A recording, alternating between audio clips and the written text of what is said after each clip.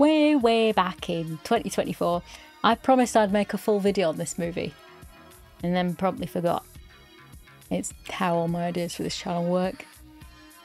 I never did get around to doing the other 295 movies either. Well, the cobwebs finally parted enough for me to ask myself, hey, what was that one where it had really stupid and the guy the other one, and there's a in a plastic? You're about to find out. Welcome to Soft Focus.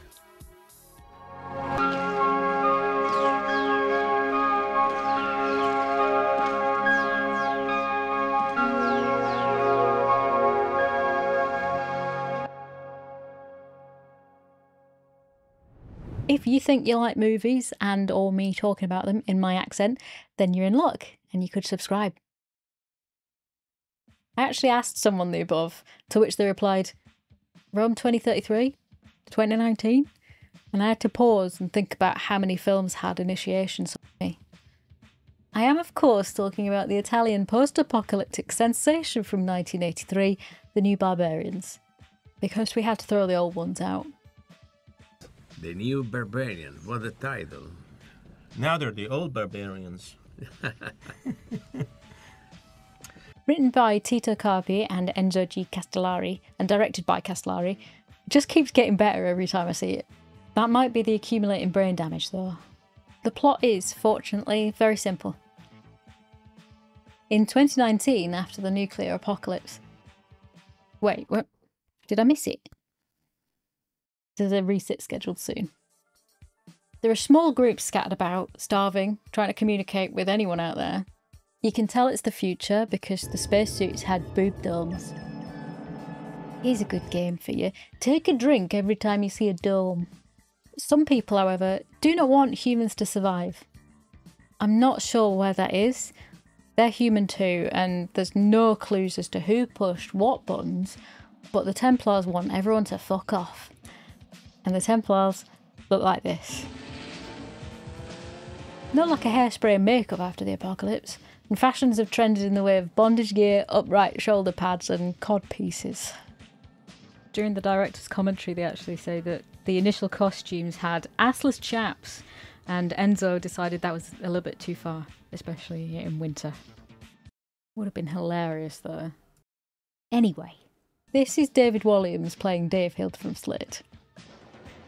They have very futuristic little dome cars that make very futuristic little noises. And they also have dirt bikes. So we're less than 5 minutes into the film and we're just fucking going for it, I guess. Point blank flamethrower to the face, tearing a Bible clean in two, and the most breathtaking decapitation scene in the history of cinema.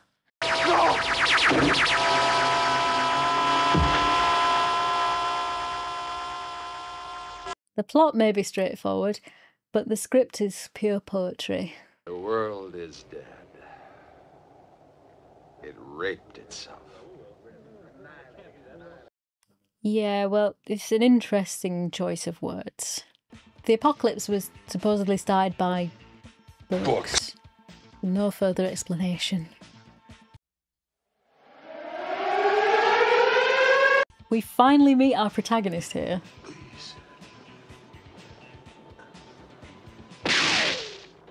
What do you mean it's only been 14 minutes? This is Scorpion, and he drives the Homer. Presenting the car designed for the average man. The Homer. But when it breaks down, what's the guy to do? Take it to a child mechanic, of course. Think you can fix it? He can fix anything, and then become twice his size and drive a car.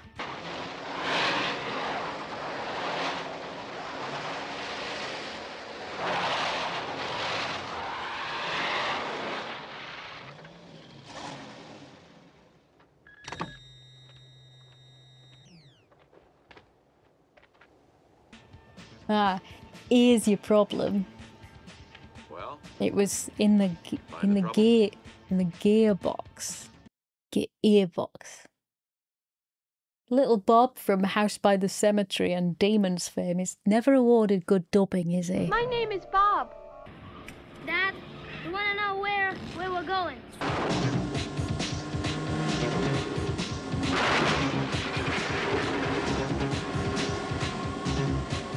Say what you will about wherever the hell is happening, but men'll drop everything for a conversation on either side of a fresh laser blast hole. This is George Eastman, also known as One. I am also one, as much as I would like to be many sometimes to help with chores. He's the boss guy on account of him being 2 meters tall, in his bondage set, highlights in his hair, and belly out. Luigi Montefiore didn't want to Americanise his name literally for his movies, because despite Lewis Flower Mountain being an incredible name for a literal giant, Americans would laugh at him. Anakin put a stereo in the Hummermobile, which he uses to set the mood with this cracking bird he just saved.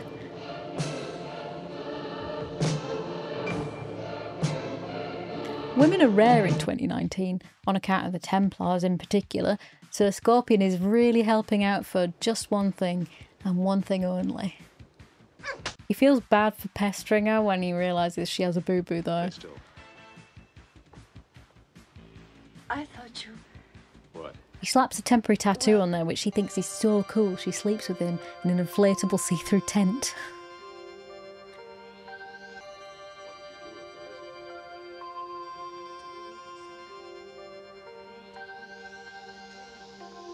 This fella just keeps watching him and shaking his head like, do they know that's not covering anything? He's only gonna blow the bloody door off. Some people might say they use a lot of slow motion footage to pad the runtime out, but I say the movie could be 60 minutes of just these scenes. And they might say, but Sophie, you have horrible taste.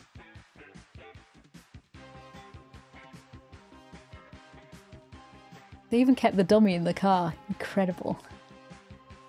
Nadir the ever-peeping Tom does help Scorpion out, and it's really lucky that these milk floats only go 5 miles per hour, because who's driving this thing?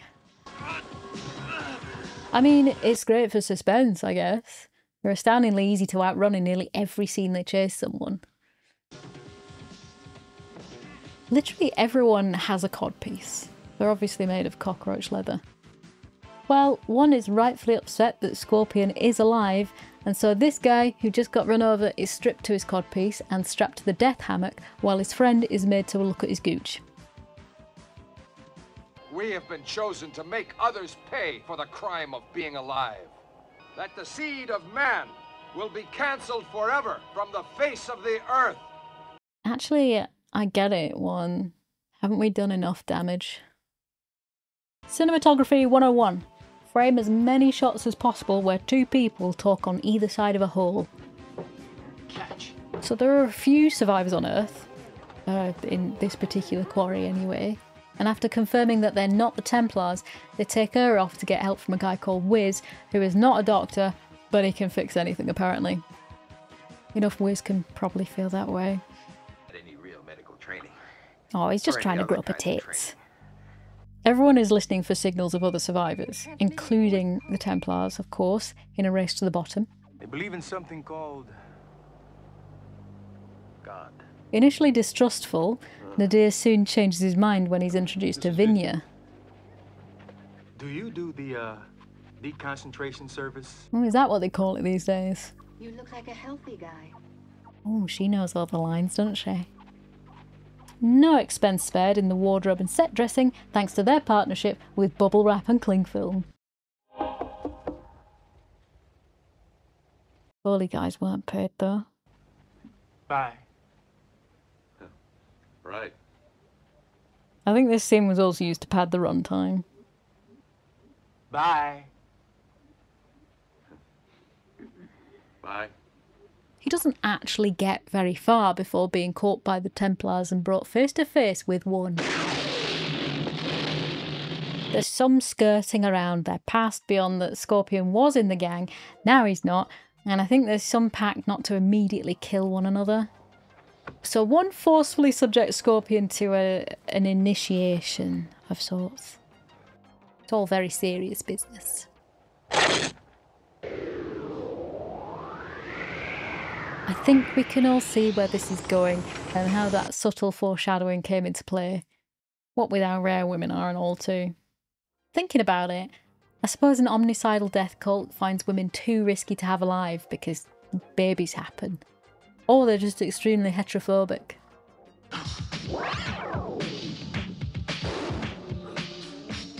Set to very funky synth music, shiny lights and artistic cuts, you'd almost forget that this was rape. When one is interrupted, they've framed it so his modesty is covered by one of the minions' huge shoulder pads, proving that they do in fact have a use. They leave 3 blokes there to finish him off, who just stand there looking a bit shy about it and wondering whether they meant finish him off or finish him off. Morning breaks and they couldn't figure it out, so they just untie him and drag him about a bit. Fully finished off himself, Nadir is back to save his arse again. Literally.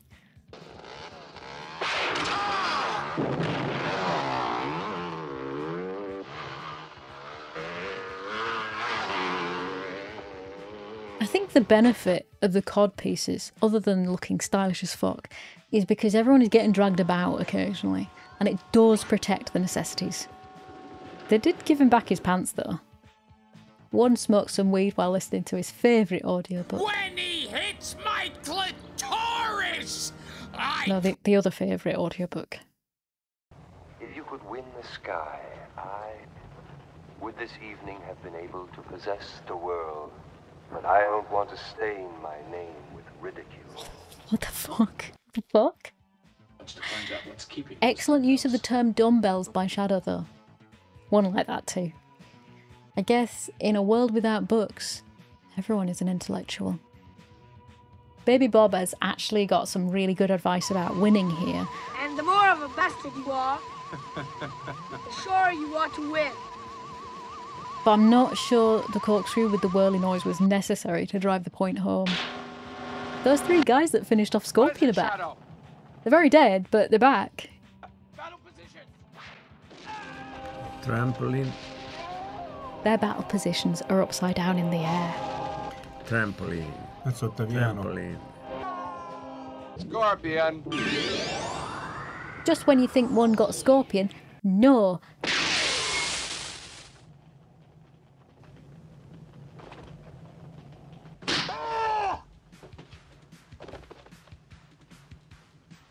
That comically large poncho is covering see-through, explosion-proof body armour. Shadow's just taking people out now because he's kind of bored of all the theatrics and people getting killed by a child with a slingshot. And so, the conversation hole comes full circle. No longer for conversing, but for killing. There was a surplus of dummies to be used here, I think, and a dearth of inventive ideas after these bangers. In at number 10, we're starting off hot with the funeral pyre.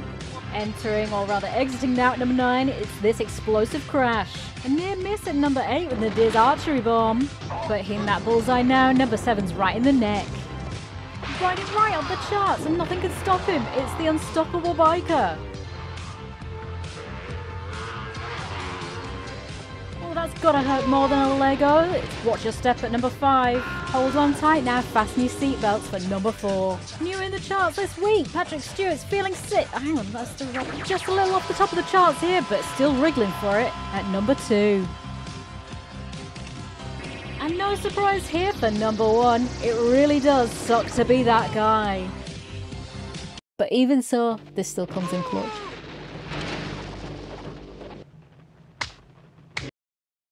One has the only buggy that can go over 15 miles an hour. No, there's no way that's 250. Oh, now I see what Bob was whirling a whirly gig at him for.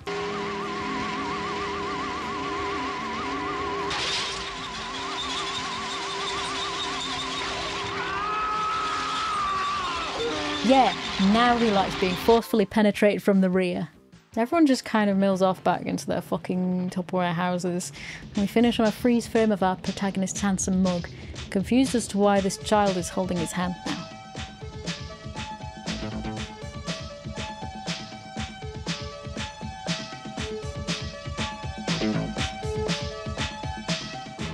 Warriors of the Wasteland, as it was also known, thoroughly summarises the maxploitation surge, hopping on the bandwagon of post-apocalyptic trash on a budget.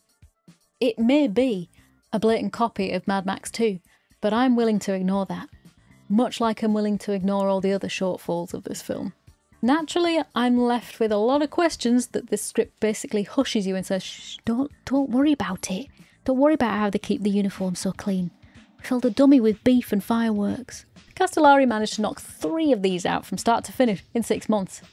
Shot a convenient 15 minutes away from his home in Rome, he just decided to make the most of the kit he had at the time. He did us the honour of being incredibly creative with what he had, shooting the stunts in 3 speeds, allowing them to edit the whole sequence in a more interesting way. It gives much more impact to the entire stunt, and it actually looks much more impressive and powerful than it actually is. This is true, you can see every emotion going through that dummy's face. Variety didn't like how it made the car chases look to be going 25 miles an hour, but it made it look much more impressive and powerful, Variety. Also, that's not far off the actual speed.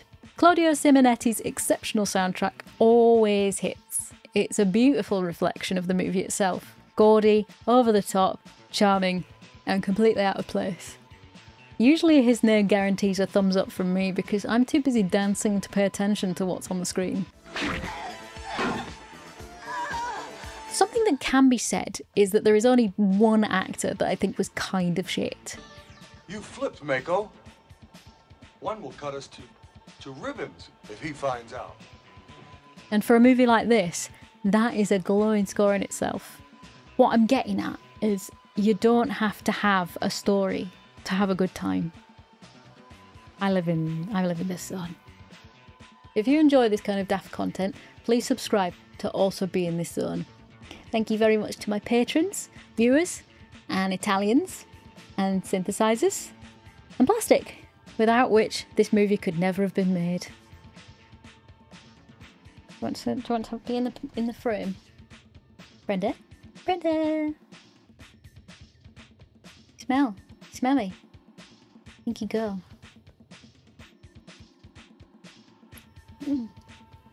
Sit there. She's so bad. People can't see your lovely little face like that. I've got to hit you like this.